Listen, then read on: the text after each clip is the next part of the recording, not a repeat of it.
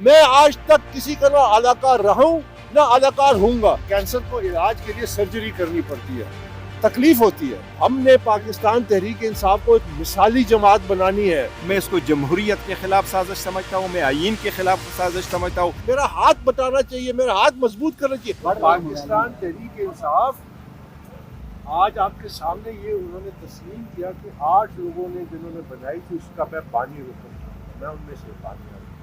میں کیسے یہ سوچ سکتا ہوں کہ پاکستان تحریک انصاف کو نقصان پہنچے. میں پہلے دن سے یہی جدوجہد کر رہا ہوں کہ یہ جو جماعت ہم نے بنائی تھی, ہم نے بڑی محنت اور بڑی مشکلات سے بنائی تھی.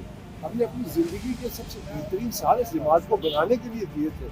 ہم یہ چاہتے تھے کہ ہم یہ جو جماعت بنائی ہے, جس کا بنیادی آئین لکھنے والوں میں سے میں ہوں, ہم یہ چاہتے تھے کہ یہ تحریک انصاف ایک رول ماڈل بنے, اس کے اندر جمہوریت ہو, اس کے اندر شفافیت ہو, اس کے اندر بادشاہت نہ ہو, اس کے اندر کسی قسم کا یہ جو کلچر ہے جو ہماری سیاسی جماعتوں میں ہے, جس کو ہم نے ختم کرنا تھا. کیونکہ ہماری سیاسی جماعتیں جو ہیں وہ شخصی اور خاندانی کنٹرول میں ہے, اور وہ اس کو صرف محض سیڑھی کے طور پہ, اقتدار کی سیڑھی کے طور پہ استعمال کرتی ہے. تو یہ جنگ یہ تھی کہ پارٹی کے اندر انٹرا پارٹی الیکشنز کی اہمیت اجاگر کرنا اور ورکر کو یہ حق دینا کہ وہ اپنی قیادت کا انتخاب کرے.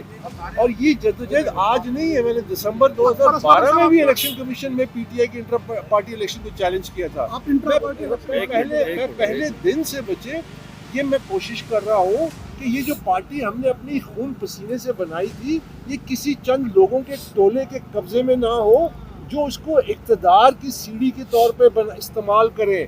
یہ جنگ الیکشن سمبل تو چونکہ قانونی طور پہ وہ اس کے ساتھ منسلک کیا گیا ہے انٹرا پارٹی کے الیکشن کے ساتھ, اس لیے سمبل کا معاملہ زیادہ اجاگر کیا جاتا ہے. سر آپ نے بلے کے ساتھ ہیں. میں پاکستان تحریک انصاف کے اس منشور کے ساتھ ہوں جس منشور کی وجہ سے یہ پاکستان تحریک انصاف وجود میں آئی. وہ کہ آپ کا سٹانس شاید ٹھیک ہو, لیکن اس کے پی ٹی آئی کو نقصان نہیں ہو رہا, اور خاص طور پہ جو اس وقت انتخابی میدان میں مشکلات ہیں پی ٹی آئی کو, اس کی وجہ آپ نہیں بن رہے. دیکھو, جب ایک جسم میں کینسر آ جائے نا, تو کبھی کبھی کینسر کو علاج کے لیے سرجری کرنی پڑتی ہے, تکلیف ہوتی ہے, اور اس سے تھوڑا سا ظاہراً نقصان بھی ہوتا ہے. لیکن اگر آپ نے اس کو ایک صحت مند جسم بنانا ہے, باڈی بنانا ہے, تو یہ سرجری ضروری ہے, تو یہ علاج ضروری ہے. کیونکہ یہ جو کینسر ہے جو روایتی سیاست کا, یہ پاکستان تحریک انصاف کی اب ہر اس آرگن میں پھیل چکا ہے. یہ وہ جنگ ہے. آپ سب میڈیا کو, آپ کو خاص کر نوجوانوں کو, آپ کو یہ سمجھنا چاہیے کہ جو آج آپ کے سامنے جو حقائق سامنے آئے, مثلا میری ممبرشپ کے حوالے سے, آج ساری نیشنل ٹیلی ویژن کے سامنے انہوں نے کہا یہ بانی رکن ہے, یہ 8 لوگوں میں شامل ہے جس نے پاکستان تحریک انصاف بنائے. میں جواب دے چکا ہوں.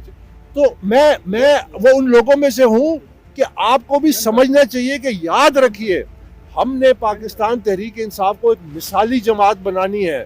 ہم نے صرف اس کو ایک طرف سے نہیں دیکھنا کہ اس کا سمبل الیکشن کا, ہم نے اس کو ایک جمہوری جماعت بنانا ہے. ہم نے اس کو وہ جماعت بنانی ہے جس کے لیے ہم 8-10 لوگوں نے مل کے 1996 میں اس کی بنیاد ڈالی. میں اس جنگ کے لیے لڑ رہا ہوں.